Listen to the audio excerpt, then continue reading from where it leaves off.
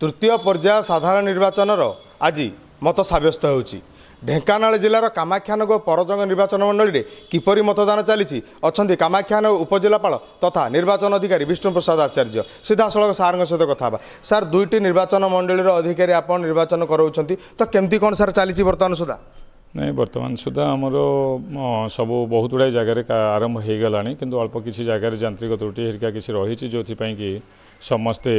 जाइछंती और जो माने जाई इंजीनियर आमर जो सेक्टर अफिसर जाई पहुंचती बहुत गुड़ाई रेक्टिफिकेशन है काँ भाँ प्रोब्लेम रही आम सर्ट आउट करने चेष्टा कर सर देखा बहुत बहुत विलंब होची जोटा कि मेसीन किसी ऑन भी कर पारना जो मानू तालीम दिखाई कि यांत्रिक त्रुटि रोचे जोटा नहीं कि 19 नंबर बूथ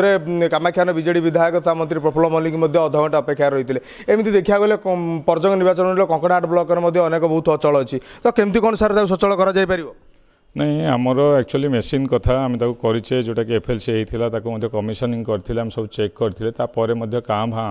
जेहेतु त्रुटि आसूची जंत्र कथा तापाई समस्त सजग अच्छा चेष्टा चली कौटी कौटी टिके डेरी होती कि सब जगह कार्यक्रम आरंभ हो भोटर मैंने भोट देवा पर्यंत कार्यक्रम चालू रही तो जो जगह मेसीन अचल होची तार समयटा केमी सार एडजस्ट कर जेहेतु आप समय निर्घंट 6टा ना तापर बढ़ा समय नहीं जदि भोटर्स रही जाउछंती ताले भोटर्स सरीवा पर्यंत सेटा कंटिन्यू करिवो। वर्तमान सुधा सर शांति श्रृंखला सह चली ना कोडी किछि विशृंखला